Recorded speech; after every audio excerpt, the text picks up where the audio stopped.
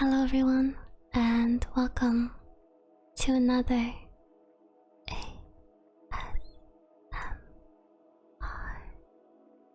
Patch Notes with Yuli.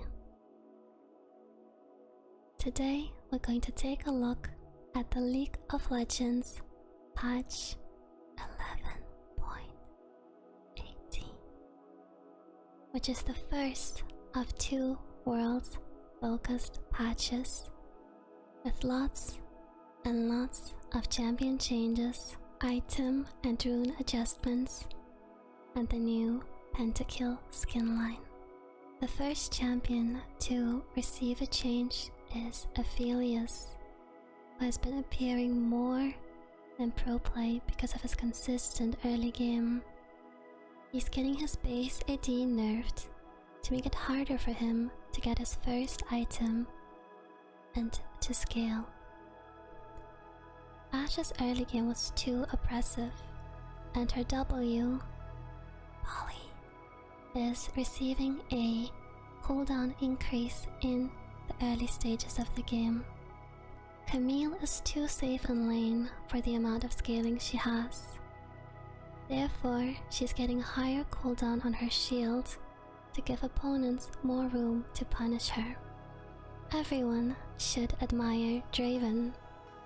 His passive, Adoration Stacks, now show in all chat so everybody can adore him.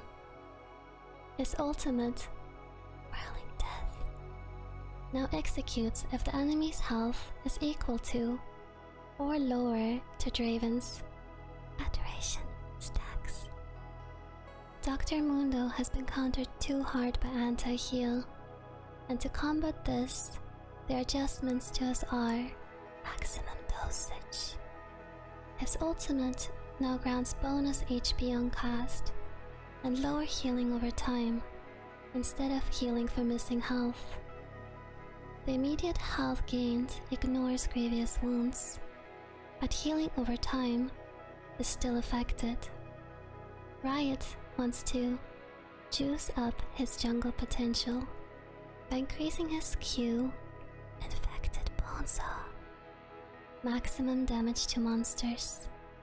This is too reliant on hitting his ultimate, and skilled players are good at avoiding it. Riot is shifting his power from his R, Gem the Waters, and turning him more into an early game threat with his W, Seastone Trident, having more on-hit damage across the board. His passive, Nimble Fighter, also now grants better damage reduction versus basic attacks to help his survivability in lane. Gangplank has received changes last patch that made his parley count as a ranged attack rather than a melee attack. Therefore, he can't benefit from Grasp of the Undying and has a harder time getting through lane.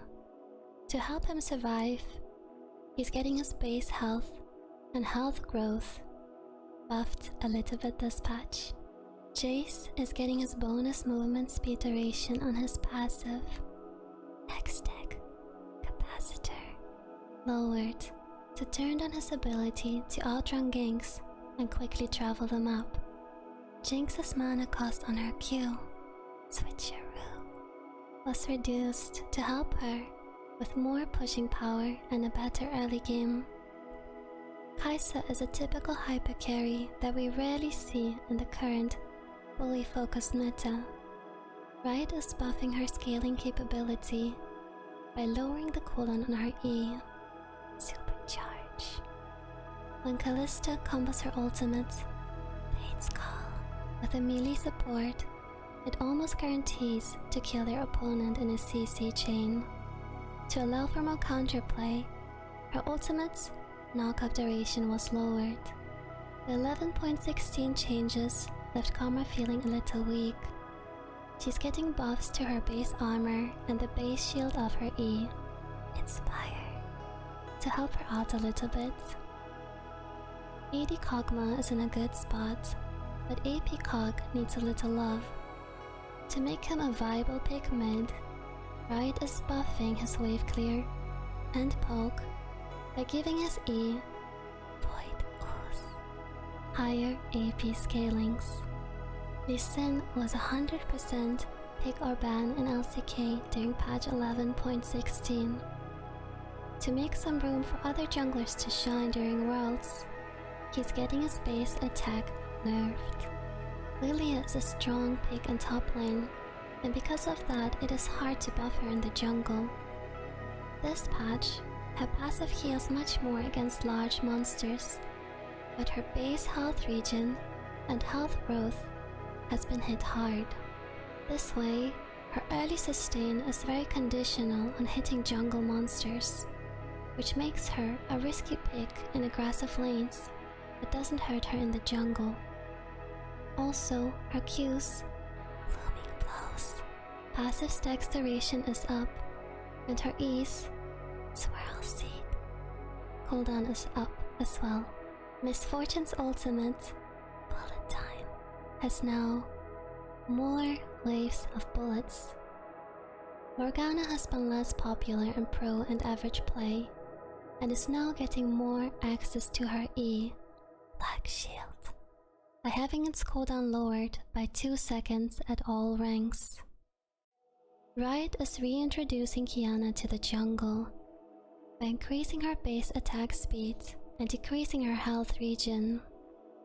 Her Q, Elemental Wrath, now also does 25% bonus damage to monsters. Her E, Q auto-aim combo can now be dodged with a dash or teleport, or avoided by going out of her vision. To make it harder for Renekton to lock down targets in ganks and teamfights, he's getting a shorter stun on his empowered W, Ruthless Predator. But he's also getting a shorter animation lock on it.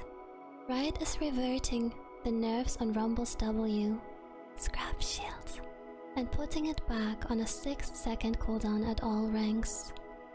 To balance out this buff, they're nerfing his early game jungle clear, and his passive, Junkyard Titan, now grants less attack speed early, but scales with levels. Singed now applies grievous wounds to his enemies during his R, Insanity Potion, to kill them slowly but surely. Soraka is getting a fat buff. Her ultimate, Wish, now cleanses grievous wounds before it applies its healing. Talia has been doing well in the jungle but struggling in mid, so Riot is changing the way her worked ground mechanic works. The radius and duration of worked ground has been decreased, and it now refunds 50% of her Q, Threat Volley, cooldown. Overall, worked ground should feel less punishing and instead give Talia more options. Riot is looking to make Talon a viable jungle assassin by increasing his W, Rake, bonus damage versus monsters by 50%. At the same time, they're toning down Talon mid by lowering the damage on his Q, Noxian Diplomacy. Thresh has been dominating pro play despite multiple nerfs, so he gets another one. His movement speed was nerfed by 5, and his E, Play, does less passive damage, but scales better with souls. Trundle ganks will be easier to deal with because his E, Pillar of Ice, now slows less at all ranks. Twitch now gets more bonus AD from using his ultimate, Spray and Pray. To help Urgot in ranged matchups, the mana cost and cooldown of his Q, Corrosive Charge, has been reduced. To make Varus less oppressive in lane, his base AD was lowered, and the bonus attack speed he gains from his passive, Living Vengeance, now scales with levels. Riot is improving Yone's skirmishing and teamfighting ability by giving him a bigger shield per champion hit with his W, Spirit Cleave, after the first champion hit.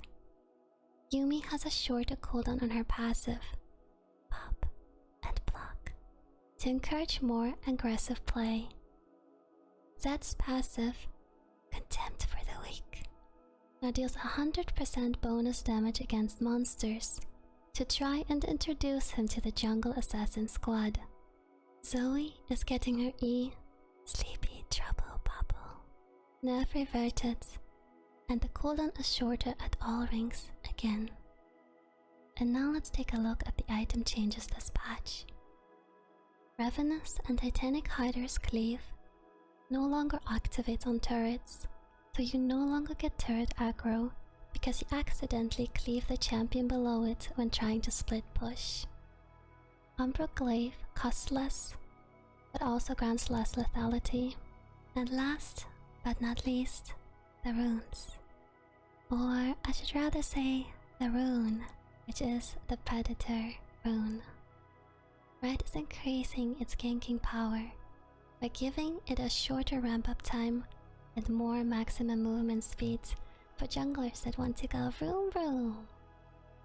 And that's it for today's patch notes, and I'll see you guys again next patch.